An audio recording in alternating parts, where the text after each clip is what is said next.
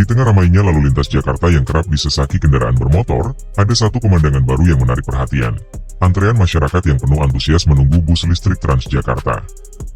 Di halte-halte utama seperti Fatmawati, terlihat berbagai kalangan usia bersabar menanti bus listrik D21 yang siap membawa mereka ke berbagai tujuan, termasuk Universitas Indonesia.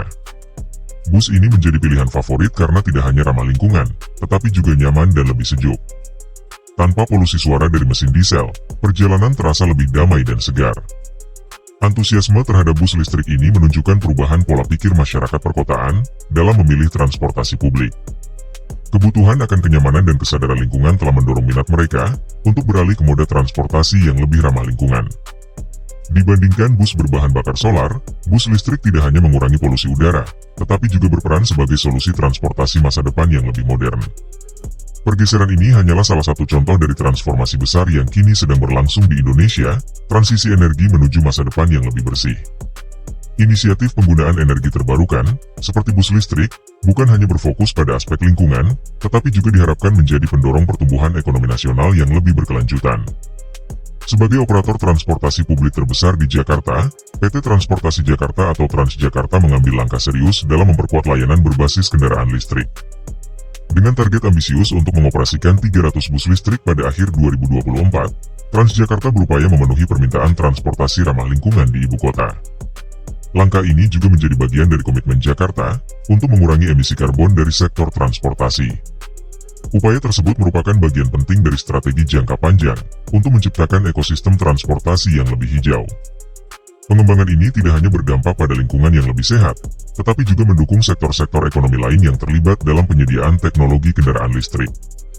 Kehadiran bus listrik Transjakarta telah mendorong pertumbuhan ekosistem kendaraan listrik di Indonesia.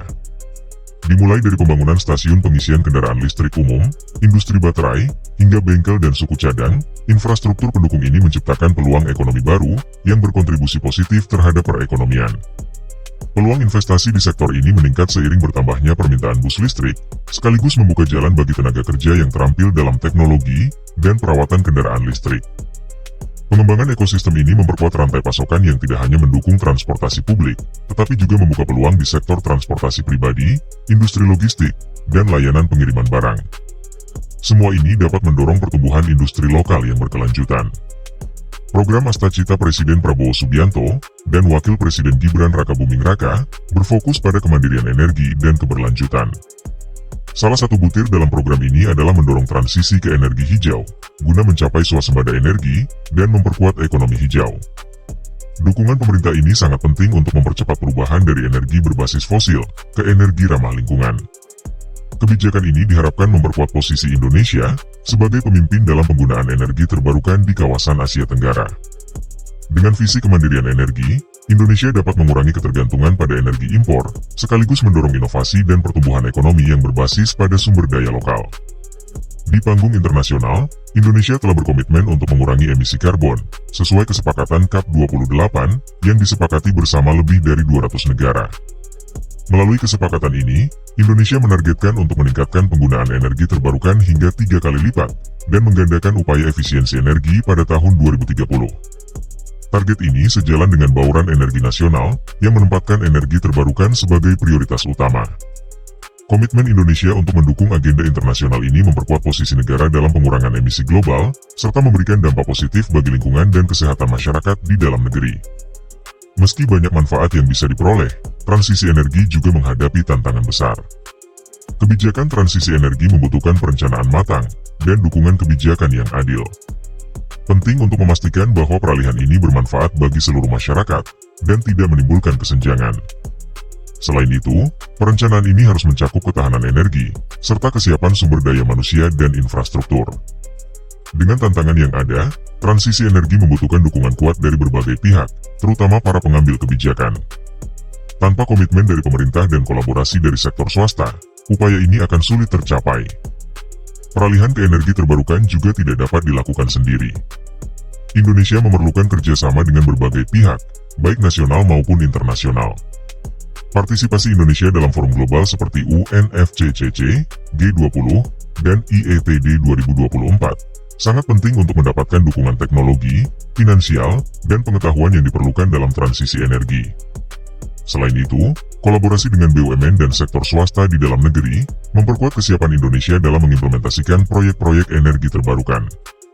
Kerjasama ini juga membuka peluang investasi baru yang dapat mempercepat pertumbuhan ekonomi dan kesejahteraan masyarakat. Pada tahun 2023, bauran energi nasional masih didominasi oleh batu bara, 40,46%, minyak bumi, 30,18%, dan gas, 16,28%. Sementara itu, energi terbarukan baru mencapai 13,09%, di bawah target 17,87%. Untuk mencapai target 23% pada 2025, diperlukan percepatan yang signifikan dalam pengembangan energi terbarukan. Peningkatan bauran energi terbarukan ini akan membutuhkan insentif, kebijakan pendukung, serta penyediaan infrastruktur yang lebih baik. Pemerintah perlu mendorong proyek-proyek energi hijau yang lebih besar agar kontribusi energi terbarukan dapat lebih cepat tumbuh. Dalam jangka panjang, transisi energi diharapkan menjadi penggerak utama ekonomi hijau yang membuka banyak lapangan kerja baru dan memperkuat ketahanan energi nasional. Dengan pertumbuhan ekonomi yang diproyeksikan mencapai 8% pada 2029, Indonesia bisa lepas dari jebakan negara berpenghasilan menengah. Transisi ini sekaligus mendorong Indonesia untuk menjadi pemimpin ekonomi hijau di kawasan. Ekonomi hijau tidak hanya akan membawa manfaat ekonomi, tetapi juga sosial dan lingkungan yang berdampak positif bagi generasi mendatang.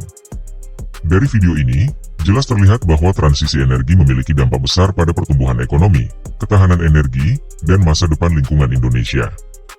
Inisiatif-inisiatif seperti perluasan armada bus listrik, dukungan pemerintah dalam program energi hijau, serta komitmen internasional, menunjukkan betapa pentingnya kolaborasi untuk mencapai tujuan ini. Transisi energi bukan hanya tentang mengganti sumber energi, tetapi juga tentang menciptakan peluang ekonomi yang lebih berkelanjutan. Jangan lupa untuk like, share, dan subscribe, agar sobat tidak ketinggalan informasi terbaru tentang ekonomi hijau dan transisi energi. Saya Ale, sampai bertemu di opini berikutnya.